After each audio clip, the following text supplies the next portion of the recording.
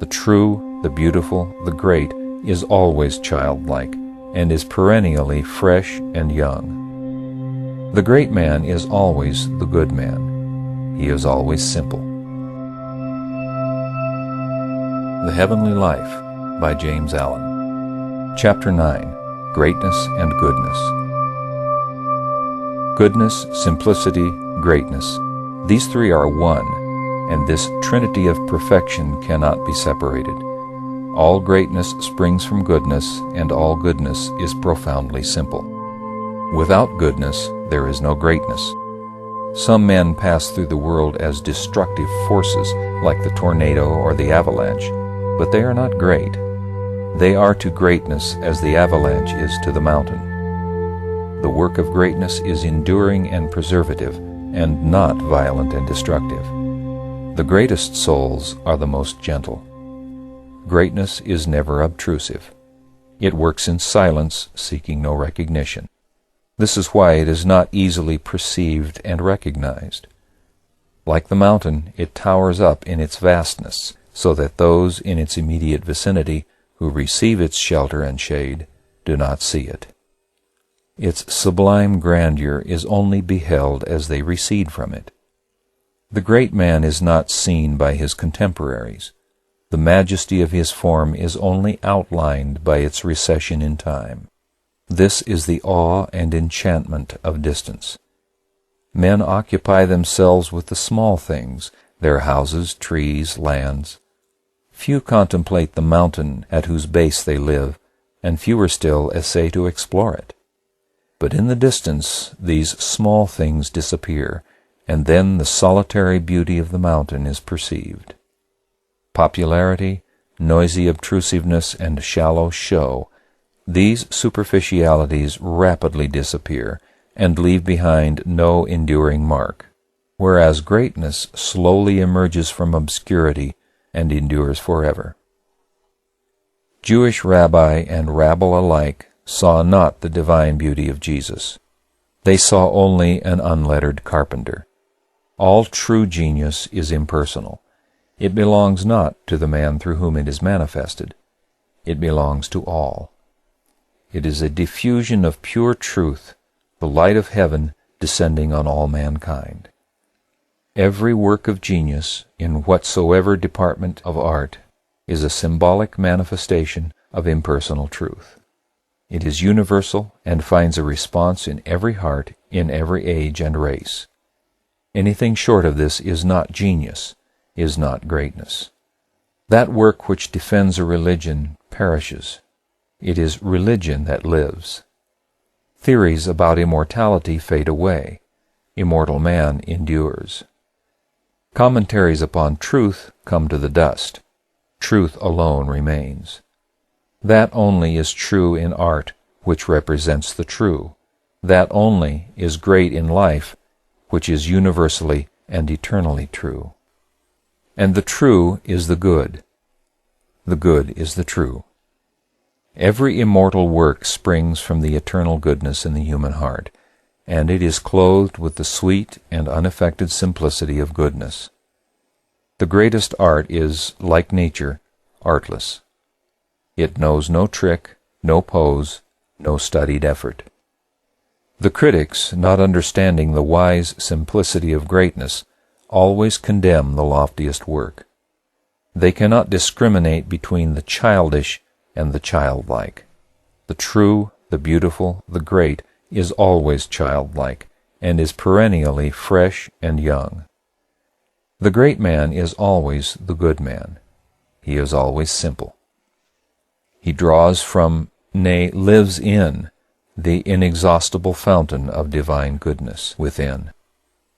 He inhabits the heavenly places, communes with the vanished great ones, lives with the invisible.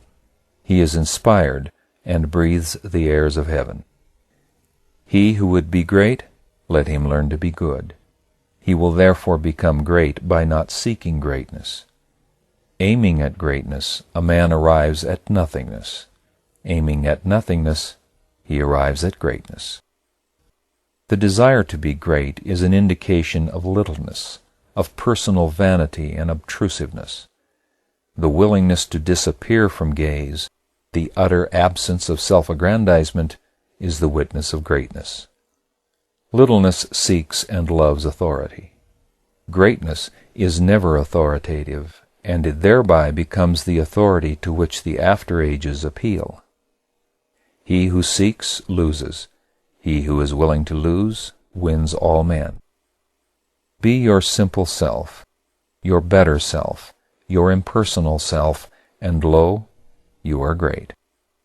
He who selfishly seeks authority shall succeed only in becoming a trembling apologist, courting protection behind the back of acknowledged greatness. He who will become the servant of all men, desiring no personal authority, shall live as a man, and shall be called great. Abide in the simple and noble regions of your life. Obey your heart, and you shall reproduce the foreworld again. Forget your own little self, and fall back upon the universal self, and you shall reproduce in living and enduring forms 1,000 beautiful experiences. You shall find within yourself that simple goodness which is greatness. It is as easy to be great as to be small, says Emerson, and he utters a profound truth. Forgetfulness of self is the whole of greatness, as it is the whole of goodness and happiness. In a fleeting moment of self-forgetfulness, the smallest soul becomes great.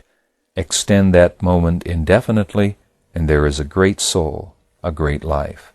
Cast away your personality, your petty cravings, vanities, and ambitions, as a worthless garment, and dwell in the loving, compassionate, selfless regions of your soul, and you are no longer small, you are great.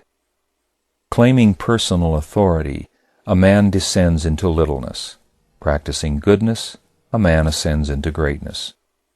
The presumptuousness of the small may for a time obscure the humility of the great, but it is at last swallowed up by it, as the noisy river is lost in the calm ocean. The vulgarity of ignorance and the pride of learning must disappear. Their worthlessness is equal. They have no part in the soul of goodness. If you would do, you must be. You shall not mistake information for knowledge. You must know yourself as pure knowledge. You shall not confuse learning with wisdom. You must apprehend yourself as undefiled wisdom. Would you write a living book? You must first live. You shall draw around you the mystic garment of a manifold experience, and shall learn in enjoyment and suffering, gladness and sorrow, conquest and defeat, that which no book and no teacher can teach you. You shall learn of life, of your soul. You shall tread the lonely road, and shall become. You shall be. You shall then write your book, and it shall live. It shall be more than a book. Let your book first live in you, then shall you live in your book. Would you carve a statue that shall captivate the ages, or paint a picture that shall endure? You shall acquaint yourself with the divine beauty within you. You shall comprehend and adore the invisible beauty. You shall know the principles which are the soul of form. You shall perceive the matchless symmetry and faultless proportions of life, being, of the universe. Thus, knowing the eternal true, you shall carve or paint the indescribably beautiful. Would you produce an imperishable poem? You shall first live your poem. You shall think and act rhythmically.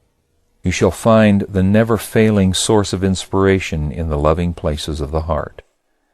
Then shall immortal lines flow from you without effort, and, as the flowers of wood and field spontaneously spring, so shall beautiful thoughts grow up in your heart, and, enshrined in words as molds to their beauty, shall subdue the hearts of men.